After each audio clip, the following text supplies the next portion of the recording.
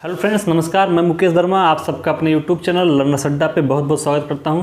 तो फ्रेंड्स, दीपावली के बाद ये करंट अफेयर्स की पहली क्लास है और आज हम 17 नवंबर के करंट अफेयर्स के बारे में चर्चा करेंगे कि कौन कौन से करंट अफेयर्स की ऐसी घटनाएं 2-3 दिनों में घटी हैं जो एग्जाम के पॉइंट ऑफ व्यू से बहुत ही महत्वपूर्ण है।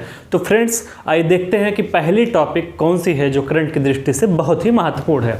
फ्रेंड्स, पहली टॉपिक आपकी है शहादत रहमान जी के बारे में।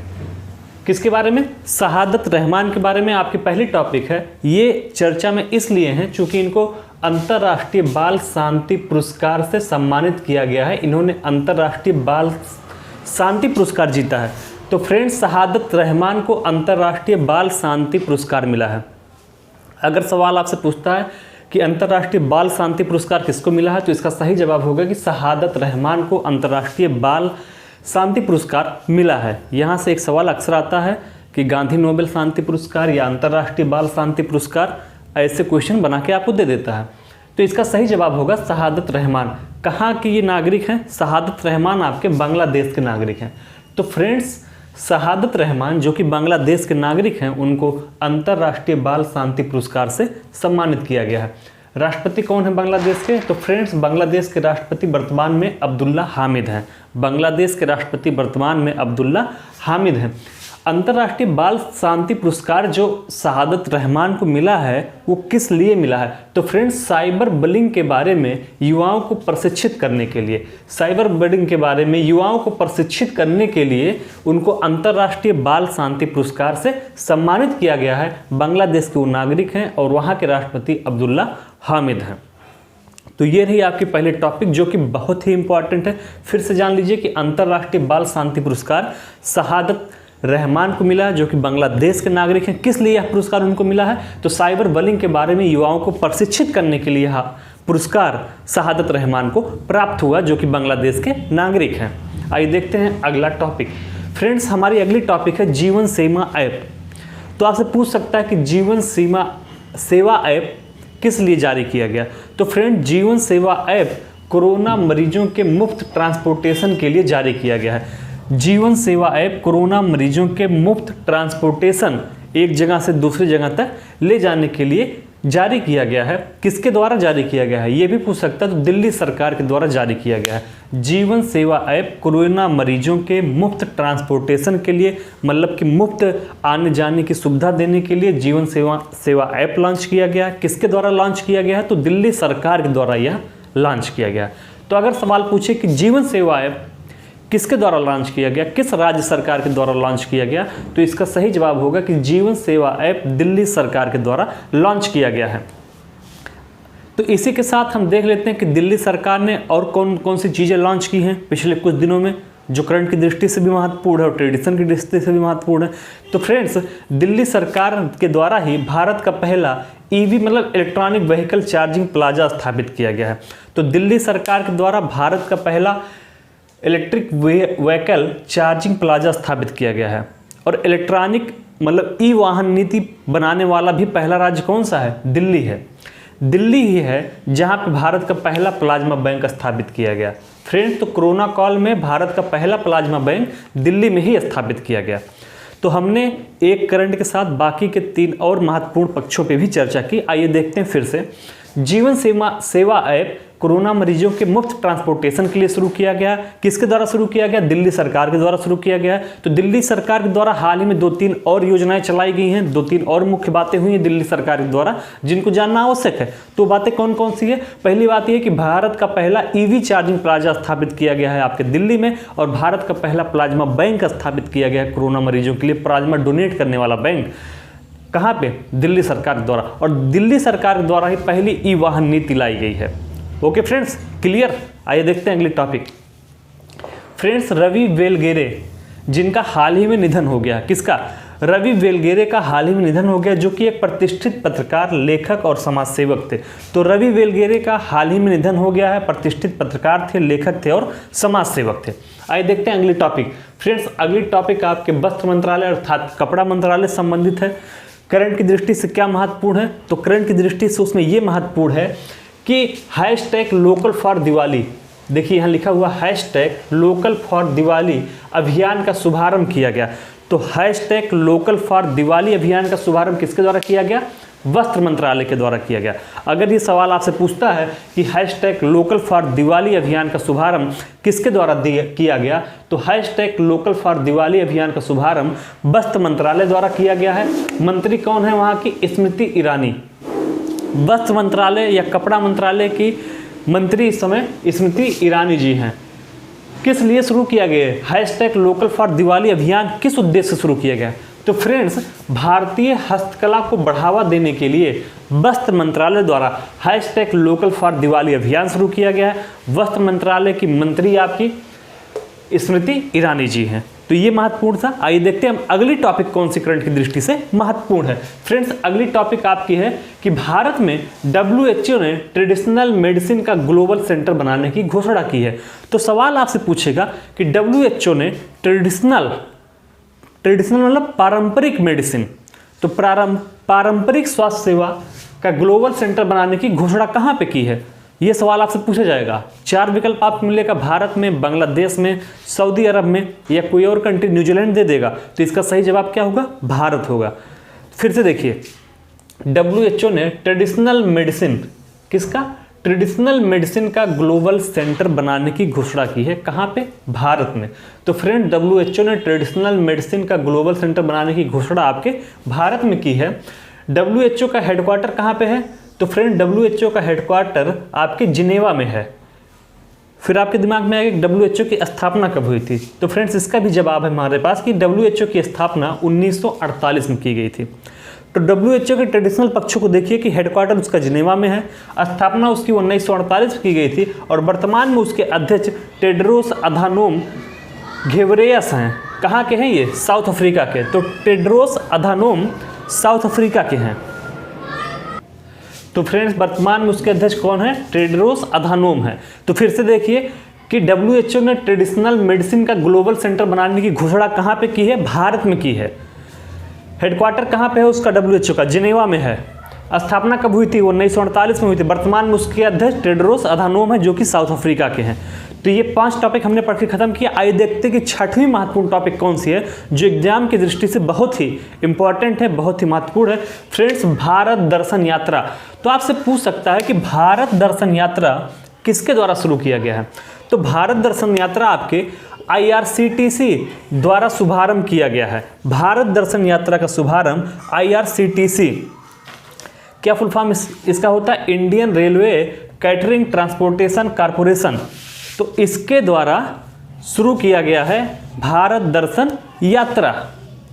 तो फ्रेंड्स, इसके किसके द्वारा शुरू किया गया? IRCTC। फुल फॉर्म क्या होता है? Indian railway catering tourism corporation. Okay friends, IRCTC का फुल फॉर्म है Indian railway catering tourism corporation.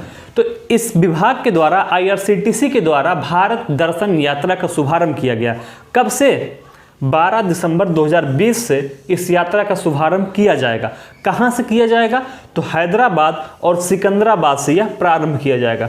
तो अगर आपसे सवाल पूछता है कि भारत दर्शन यात्रा किसके द्वारा शुरू किया गया, तो IRCTC Indian railway catering and tourism corporation के द्वारा शुरू किया गया है। 12 दिसंबर 2020 से स्टार्ट होगा। कहाँ से स्टार्ट होगा? हैदराबाद और सिकंदराबाद से प्रारंभ होगा। तो फ्रेंड्स, ये 6 टॉपिक हमने पढ़ के खत्म किया है। बाकी के बचे हुए 4 और टॉपिक देखते हैं जो करंट की दृष्टि से बहुत ही महत्वपूर्ण है। तो फ्रेंड्स, 6 करंट अफेयर्स का टॉपिक हमने पढ़ के खत्म किया है। बाकी उसके आगे जो बचे हुए 4 और महत्वपूर्ण करंट अफेयर्स के टॉपिक हैं, आइए उन पे भी हम चर्चा कर लेते हैं। तो फ्रेंड्स, अगला महत्वपूर्ण टॉपिक आपका है यूकी कुसुम। तो यूकी कुसुम क्यों चर्चा में है? इसलिए चर्चा में है फ्रेंड्स कि इनको पैनासोनिक का CEO नियुक्त किया गया है। CEO मतलब chief executive officer, chief executive officer. तो फ्रेंड्स, यूकी कुसुम को पैनासोनिक का CEO नियुक्त किया गया है। पैनासोनिक एक जापानी इलेक्ट्रॉनिक कंपनी है। तो अगर आपसे पूछे कि अभी हाल ही में पैनासोनिक का CEO किसको नियुक्त किया गया है, तो यूकी कुसुम को नियुक्त किया गया है। ये करंट की दृष्टि से CEO से संबंधित क्वेश्चन एक अवश्य पूछा जाता है। विभिन्न कंपनियों की पेटीएम के CM कौन है, SBI के CM कौन है, फोनपे के CEO कौन से हैं, तो यहाँ से क्वेश्चन आता है। तो फ्रेंड्स, याद कर लीजिए, पैनासोनिक के नए CEO यूकी कुसुम को नियुक्त किया गया है। पैनासोनिक कहाँ की कंपनी है? जापानिक इलेक्ट्रॉनिक कंपनी है। तो जापानी इलेक्ट्रॉनिक कंपनी पैनासोनिक के नए सीईओ नियुक्त हुए हैं। पैनासोनिक के नए सीईओ जो नियुक्त हुए हैं उनका नाम है यूकी कुसुम। ओके फ्रेंड्स, देखते हैं अगली टॉपिक। तो फ्रेंड्स अगली टॉपिक जो चर्चा में है वो एस जयशंकर जो कि भारत के विदेश मंत्री हैं। क्या है फ्रेंड्स? विदेश मंत्री।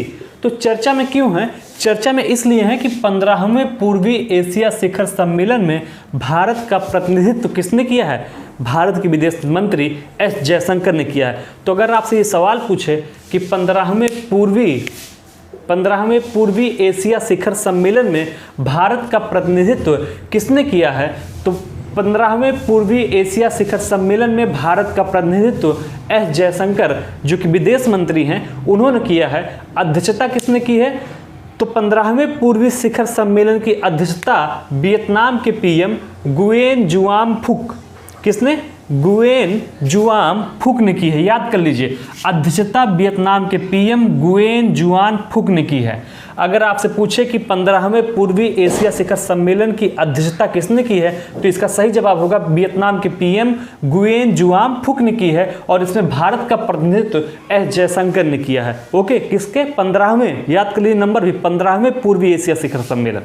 आइए देखते हैं इसमें फोकस किस बात पे किया गया, ये भी देख लीजिए कि 15वें पूर्वी एशिया शिखर सम्मेलन की जो वार्ता हुई या जो ये सम्मेलन हुआ किस पे फोकस रहा? तो फ्रेंड्स इसमें अंतर्राष्ट्रीय कानूनों के अनुपालन, क्षेत्रीय अखंडता संप्रभुता का सम्मान करने पर जोर दिया गया।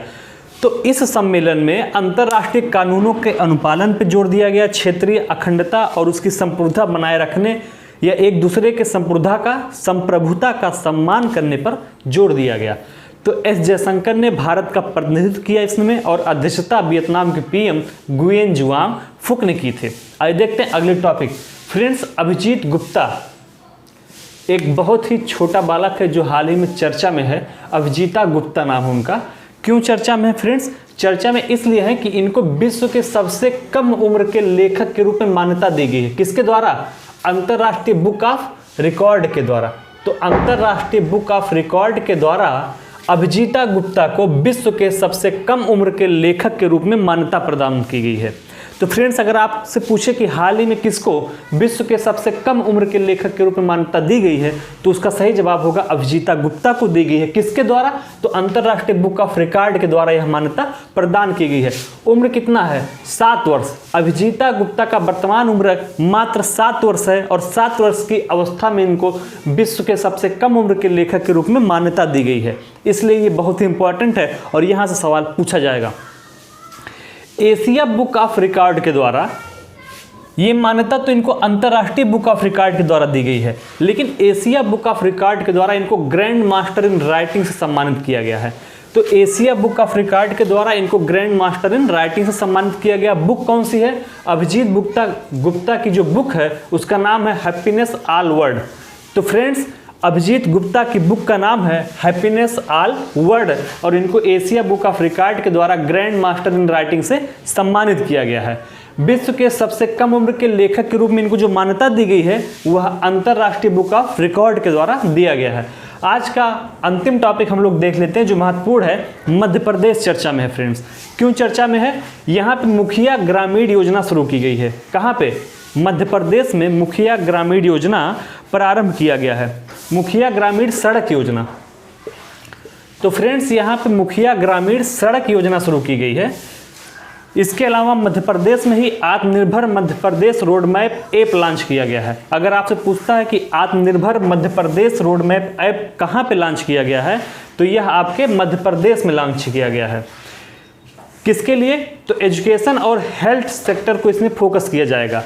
आत्मनिर्भर मध्य फोकस ऐप के द्वारा एजुकेशन और हेल्थ सेक्टर पे फोकस किया जाएगा। इसके अलावा एक और महत्वपूर्ण तथ्य जान लेते हैं मध्य प्रदेश के बारे में। वह यह है कि सर्वाधिक शिशु मृत्यु दर वाला राज्य भी कौन सा है? मध्य प्रदेश। तो फ्रेंड्स, मध्य प्रदेश सर्वाधिक शिशु मृत्यु दर वाला राज्य है।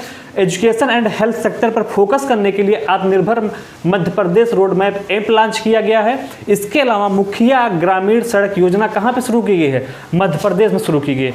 तो फ्रेंड्स, हमने 17 नवंबर के करंट अफेयर्स में 10 महत्वपूर्ण टॉपिकों पर चर्चा की, जिसमें कुछ करंट अफेयर बहुत ही महत्वपूर्ण है, 10 के 10 महत्वपूर्ण है, लेकिन उसमें से 7-8 बहुत महत्वपूर्ण है, जो कि सवाल वहाँ से जरूर पूछा जाएगा।